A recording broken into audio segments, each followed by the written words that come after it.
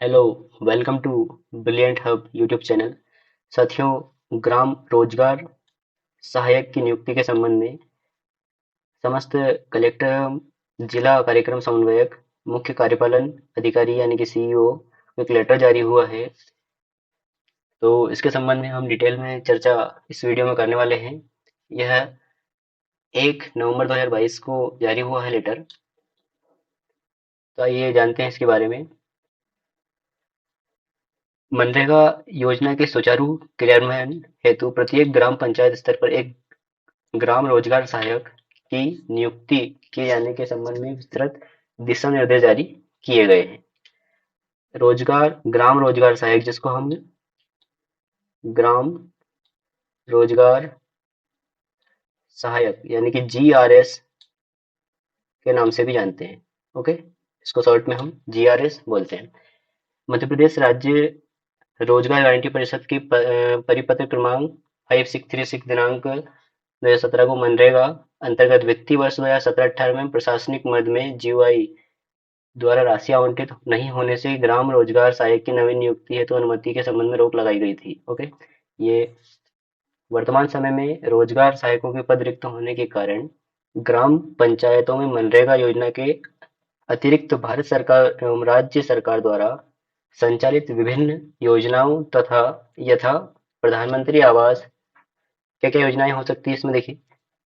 प्रधानमंत्री आवास, 15वां वित्त आयोग, सामाजिक न्याय विभाग की विभिन्न योजनाएं, स्वच्छ भारत मिशन, पोषण शक्ति निर्माण, मुख्यमंत्री जन कल्याण संबल योजना, आयुष्मान कार्ड, श्रम विभाग, कर्मकार मंडल, खाद्य एवं नागरिक आपूर्ति, उपभोक्ता संरक्षण एवं निर्वाचन संबंधी बहुत सारे कार्य इससे प्रभावित हो रहे हैं। ओके, जो भी निचले स्तर के सारे कार्य हैं वो GRS जो करते हैं वो प्रभावित हो रहे हैं।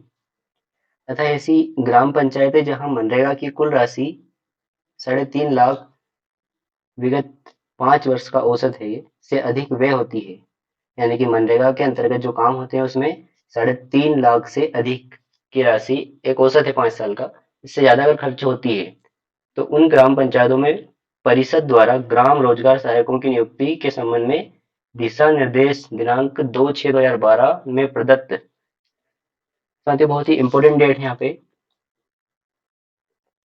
2/6/2012 में प्रदत्त निर्देशानुसार ग्राम रोजगार सहायकों की नियुक्ति की यानी कि अनुमति प्रदान की जाती है। यानी कि जो सारे रूल्स हैं आपके वो 2012 में, पिछली बार 2012 में ये वैकेंसी आई थी GRS की। ओके, तो सारे के सारे रूल्स वहीं के फॉलो इस बार भी होने वाले हैं। ओके, इसके अनुसार इसी तरह समय समय पर विभिन्न कारणों से ग्राम रोजगार सहायकों की संविदा समाप्त की जाती है। ऐसी पंचायतों में भी उपरोक्त उल्लेखित सीमा को ध्यान में रखते हुए ग्राम रोजगार सहायकों की भर्ती की अनुमति प्रदान की जाती है। ग्राम रोजगार सहायक की नियुक्ति के संबंध में पूर्व में जारी निर्देशों का पालन करना अनिवार्य होगा। ओके, ये लेटर सभी को इनको जारी कर दिया गया है। तो साथियों, यहाँ पर एक बात क्लियर हो जाती है कि जहाँ भी 3.5 लाख से अधिक व्यय होता है तो ये मान के चलिए कि लगभग लगभग मनरेगा के अंतर्गत जहाँ कार्य होता है वहां पे इससे ज्यादा राशि व्यय हो जाती है ना। तो हम ये मान के चल रहे हैं कि हर ग्राम पंचायत में GRS की नियुक्ति होना तय है। अब बात कर लेते हैं 2012 में कौन कौन से रूल बुक किस प्रकार की थी, कैसे नियम थे। ओके, तो इसके बारे में हम आगे चर्चा करते हैं। देखिएगा, 2012 में एक लेटर जारी हुआ था 2/6/2012 को। इसके संबंध में ये भी सीईओ कलेक्टर को ग्राम रोजगार सहायक की नियुक्ति के विषय में। ओके,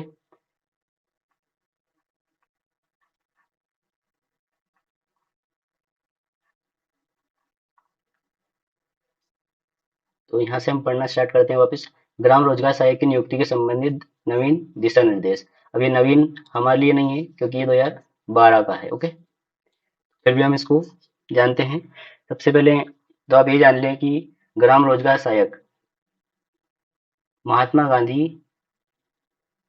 राष्ट्रीय ग्राम रोजगार गारंटी योजना के क्रियान्वयन विषयक भारत सरकार द्वारा जारी दिशा निर्देश तृतीय संस्करण की कंडिका में प्रत्येक ग्राम पंचायत में एक रोजगार सहायक की नियुक्ति का सुझाव दिया गया। पंचायत स्तर पर योजना के क्रियान्वयन में बढ़ते दायित्वों को दृष्टिगत रखते हुए शासन ने प्रत्येक ग्राम पंचायत को एक ग्राम रोजगार सहायक रखने की का अधिकार देने का निर्णय किया। ओके, यानी कि बढ़ते हुए काम को देखते हुए ये पद लाया गया था। पहले इस प्रकार का कोई पद नहीं था, आपको याद होगा। पहले केवल सचिव हुआ करता था, लेकिन जैसे कार्य की अधिकता हुई तो जीआरएस का पद आया। ओके, अब महत्वपूर्ण इसमें हम जान लेते हैं कि इसका कार्य क्षेत्र क्या रहेगा। तो सबसे पहले हम देखते हैं, ये था 25 अगस्त 2005 को संसद में नरेगा यानी कि national rural employment guarantee act संसद में पारित हुआ। ओके, 25 अगस्त 2005 को ये संसद में पारित हुआ। उसके बाद 2 फरवरी 2006 को अनंतपुर आंध्र प्रदेश से इसे हमारे पूर्व प्रधानमंत्री मनमोहन सिंह ने लॉन्च किया। उसके बाद 2 अक्टूबर 2009 को इसका नाम हो गया, इसके आगे एम जी और जुड़ गया, यानी कि ये क्या हो गया, मनरेगा। ठीक है, इसको हम बोलते हैं महात्मा गांधी राष्ट्रीय ग्रामीण रोजगार गारंटी अधिनियम। इसके अंतर्गत जितने भी कार्य होते हैं वो सब कौन करेगा, जीआरएस। आगे हम देखते हैं,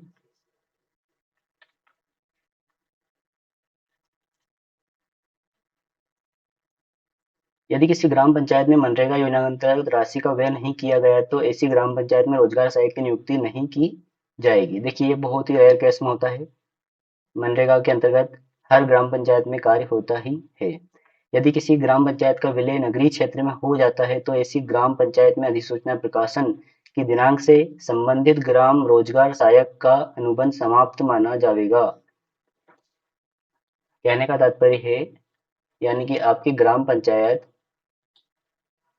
अगर उसका विलय नगर क्षेत्र में हो गया, यानी कि वो नगर पंचायत बन गई या नगरीय क्षेत्र में उसका विलय हो जाता है, आपका ग्राम जुड़ जाता है, तो आपकी सेवा स्वतः ही समाप्त मानी जाएगी। ओके, ऐसी ग्राम पंचायत है जहाँ पत्र क्रमांक 14/115 दिनांक में वर्णित दिशा निर्देशों के आधार पर ग्राम रोजगार सहायक नियुक्त है, वहाँ नवीन नियुक्ति नहीं की जाएगी। इस प्रकार के पूर्व से नियुक्त ग्राम रोजगार सहायक को कार्य संतोषजनक पाए जाने पर वित्तीय वर्ष में 10 लाख व्यय की शर्त को विलोपित करते हुए संबंधित ग्राम पंचायतों द्वारा सीधे ही नवीन दिशा निर्देशों में वर्णित संविदा शर्तों के आधार पर नवीन संविदा निष्पादित की जाएगी। अगला हम पढ़ लेते हैं अर्हताएं। देखिए, इसकी जो डिमांड है, किसी भी बोर्ड से, चाहे आपका एमपी बोर्ड हो, संस्कृत बोर्ड हो, ओपन बोर्ड हो, 12th पास आउट होना चाहिए।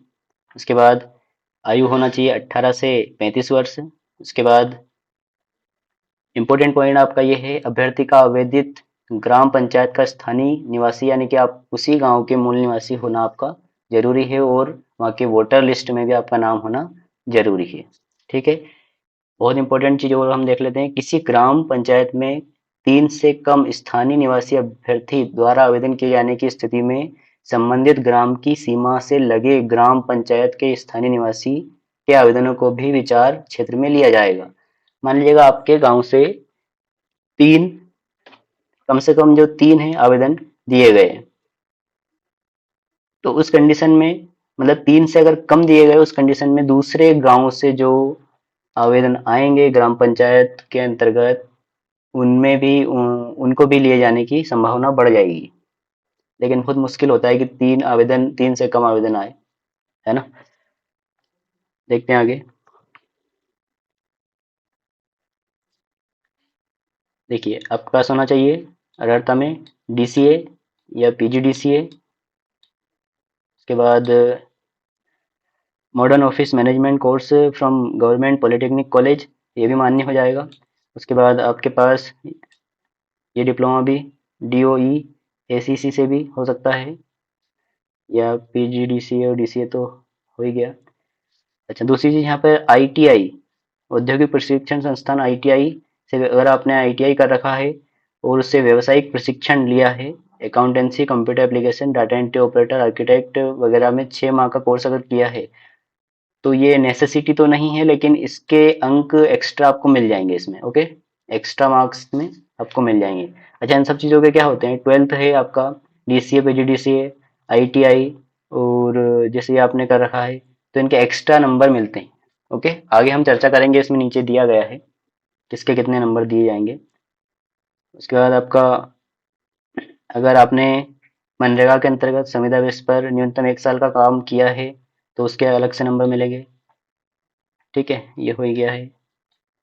अच्छा, एक महत्वपूर्ण चीज, अगर आपके पास बीकॉम है तो आपको एक्स्ट्रा मार्क्स मिलेंगे, यानी कि बीकॉम वाला इसमें जो भी फॉर्म भरेगा वो आपसे कहीं ना कहीं आगे ही रहेगा। ठीक, अब बात कर लेते हैं स्वीकृत पद। देखिए, पदों की अगर हम बात करें तो लगभग अभी सुनने में आ रहा है कि 24,000 के आसपास पद है, लेकिन ये ऑथेंटिक जानकारी नहीं है, क्योंकि अभी तक ना तो इसका फॉर्म स्टार्ट हुआ है। अभी सिर्फ इतनी ही जानकारी आई थी जो हम आपको दे रहे हैं। आगे देखते हैं, चयन प्रक्रिया। ग्राम रोजगार सहायक की नियुक्ति जिला कार्यक्रम समन्वयक के नेतृत्व में कार्यक्रम अधिकारी के सहयोग से ग्राम पंचायतों द्वारा की जाएगी।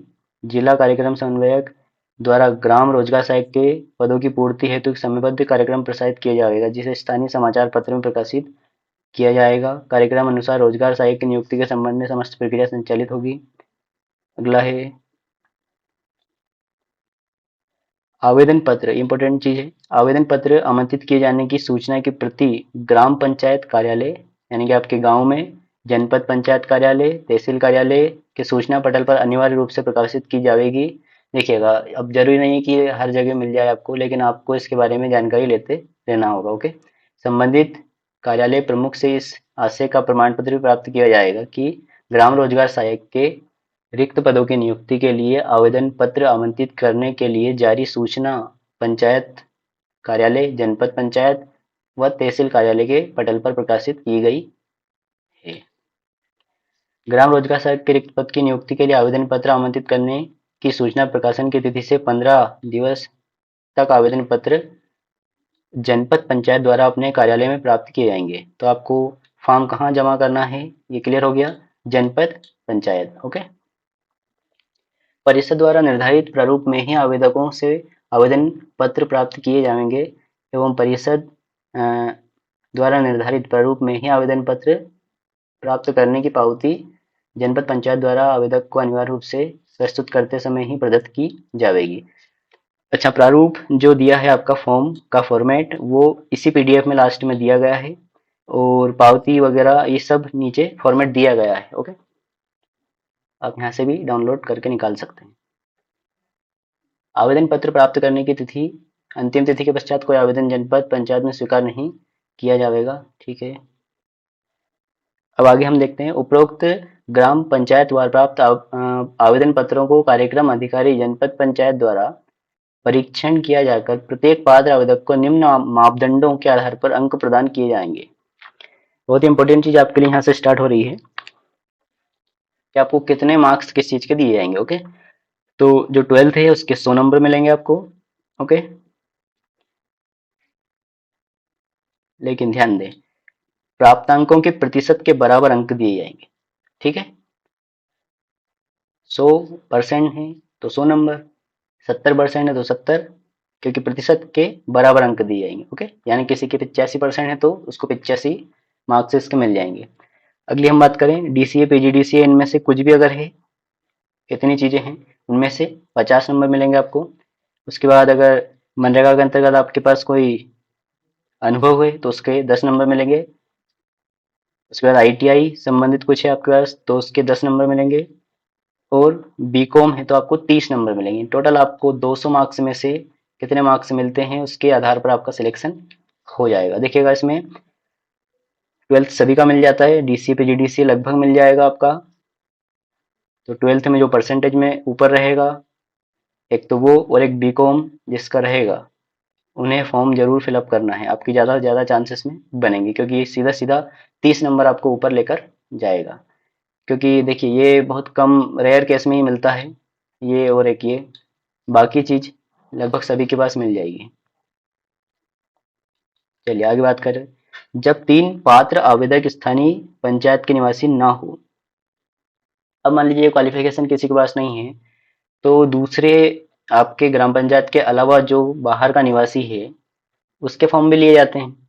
अब उन पर विचार किया जाएगा। ओके, तो उनके लिए क्या है, देखिए उनके लिए ये तो सेम है। उसके बाद ये इसके 50 नंबर है, इसके 10 है, इसके भी बीकॉम के 30 है। लेकिन ग्राम पंचायत का स्थानीय निवासी अगर है तो उसको 25 नंबर मिलेंगे। ओके, यानी कि 225 का हो जाएगा। आगे हम बात करें, 2 या 2 से अधिक अभ्यर्थियों के समान अंक होने की स्थिति में क्या होगा। मान लीजिएगा कोई स्टूडेंट है, उसके 125 नंबर आए, अगले वाले के भी 125 आ गए आपके, ठीक है। देन क्या होगा, तो सामान्यतः क्या होता है वैकेंसीज में, आयु के हिसाब से होता है। जो उम्र में बड़ा होता है उसको पहले चांस दिया जाता है, लेकिन यहाँ पर ऐसा बिल्कुल नहीं है। सबसे पहले किसको दिया जाएगा, अनुसूचित जनजाति की महिला को, महिला नहीं हुई तो पुरुष। उसके बाद अनुसूचित जाति की महिला, महिला नहीं है तो पुरुष। फिर ओबीसी की महिला, अगर वो नहीं है तो ओबीसी में पुरुष। फिर सामान्य महिला, फिर पुरुष। अगर ये सब नहीं होते हैं इन केस, देन इसके बाद भी अगर 2 से अधिक अभ्यर्थियों के समान अंक होते हैं तो अधिक आयु के उम्मीदवार, यानी कि ये कंडीशन लास्ट में लगेगी। पहले इतनी सारी कंडीशन होगी, उसके बाद में इस पर विचार किया जाएगा, तो शायद ही कोई बच पाएगा इनसे। ओके, तो ये कहीं ना कहीं झोल है एक तरह का। आगे देखते हैं। उपरोक्त मापदंड के आधार पर ग्राम पंचायत वार अभ्यर्थियों को अंक प्रदान करने के पश्चात अवरोही क्रम में सभी अभ्यर्थियों की मेरिट सूची तैयार की जाएगी। ग्राम पंचायत वार तैयार की गई मेरिट सूची में सर्वाधिक अंक प्राप्त करने वाले उम्मीदवार को चयनित सूची में तथा सर्वाधिक अंक के से अगले 2 क्रम तक प्राप्त करने वाले को प्रतीक्षा सूची में रखा जाएगा। वेटिंग लिस्ट भी इसमें बनेगी। मान लीजिएगा चयन वाला जॉब को अटेंड नहीं कर रहा है, ज्वाइन नहीं कर रहा है, तो प्रतीक्षा सूची से जो सेकंड में आएगा उसका नाम आ जाएगा। इस प्रकार ग्राम पंचायत वार तैयार की गई मेरिट सूची संबंधित ग्राम पंचायत को प्रेषित की जाएगी। संबंधित ग्राम पंचायत द्वारा कार्यक्रम अधिकारी जनपद पंचायत से प्राप्त अंतिम मेरिट सूची का अनुमोदन ग्राम पंचायत की सामान्य सभा से प्राप्त किया जाएगा एवं अनुमोदन पश्चात मेरिट सूची का अंतिम प्रकाशन ग्राम पंचायत व कार्यक्रम अधिकारी जनपद पंचायत द्वारा किया जाकर 7 दिवस के अंदर दावा आपत्ति स्वीकार की जाए। अगर आपको ऐसा लग रहा है कि हमारे साथ अंकों के साथ जो हमारे अंक थे वो पहले वाले से अच्छे थे, यानी कि हम सेकंड कैसे आ गए या हमारा सिलेक्शन क्यों नहीं हुआ, तो आप दावा आपत्ति लगा सकते हैं। 7 दिवस यानी कि 7 दिन आपके पास हैं। 7 दिवस के अंदर आप दावा आपत्ति पेश कर सकते हैं। आपत्तियों का निराकरण भी किया जाएगा। ओके, फिर हम बात करते हैं चयन सूची। और देखिए ये सिलेक्शन और वेटिंग वाला जो है सूची 1 साल के लिए मान्य रहेगी। बहुत इंपॉर्टेंट चीज़ है ये, 1 साल के लिए मान्य रहेगी। इसके बाद इस पर कोई विचार, जैसे कि मान लीजिए पहला वाला जॉब कर रहा है छोड़कर चला जाता है, उसके बाद जो सेकंड नंबर पे रहता है उसका चयन होता है। लेकिन अगर उसने 1 साल के अंदर जॉब छोड़ दी तो ही आपका सिलेक्शन होगा, अदरवाइज आपका सिलेक्शन नहीं होगा। ये बहुत ही रेयर केस में होता है, वैसे सिलेक्शन हो जाता है जनरली, लेकिन इसमें 1 साल के लिए वेटिंग मान्य है, स्पष्ट लिखा है। वेटिंग 1 साल के लिए मान्य रहेगी। वेटिंग और चयन दोनों का है ना, दोनों का लिखा है। अगला है पारिश्रमिक। अगर हम बात करें तो 3200 प्रतिमाह की दर से, लेकिन जनरली अगर देखा जाए तो 9,000 से 10,000 के बीच में इसमें सैलरी अभी मिल रही है। ओके, जो करंट में है जीआरएस का वेतन वो 9 से 10,000 के बीच में है, लगभग लगभग मान सकते हैं। जीआरएस की जो नियुक्ति है प्रथमतः 1 वर्ष के लिए की जाएगी, यानी कि ये भर्ती सिर्फ 1 वर्ष के लिए है, लेकिन क्या होता है कि हर साल इसको कैरी फॉरवर्ड करते जाते हैं। ओके, मुख्य कार्यपालन अधिकारी जिला पंचायत द्वारा कलेक्टर के मार्गदर्शन में प्रत्येक वर्ष जनवरी माह में जिले में समस्त रोजगार सहायक की एक लिखित परीक्षा आयोजित की जाएगी। उसके मूल्यांकन के आधार पर इनकी सेवाओं को उपयोग किया जा सकेगा। कार्य संतोषजनक होने पर ग्राम पंचायत संबंधित की संविदा अवधि प्रत्येक वर्ष 26 जनवरी को आयोजित होने वाली ग्राम सभा के अनुमोदन पश्चात आगामी 1 वर्ष की संविदा वृद्धि कर सकेगी, परंतु कार्यक्रम अधिकारी द्वारा सकारण लिखित में संविदा वृद्धि न करने के निर्देश दिए गए हों तो ग्राम पंचायत द्वारा संविदा वृद्धि नहीं की जा सकेगी। उपरोक्त कार्रवाइयाँ माह जनवरी से प्रारंभ कर माह फरवरी तक अनिवार्य रूप से पूर्ण की जाएगी। ओके, अगला है अनुबंध।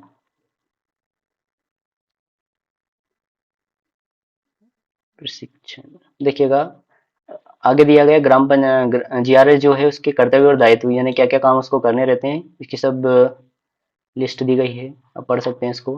अब हम सीधा चलते हैं इसके फॉर्म पर। ये महत्वपूर्ण जानकारियां थी। ये विज्ञप्ति का प्रारूप है।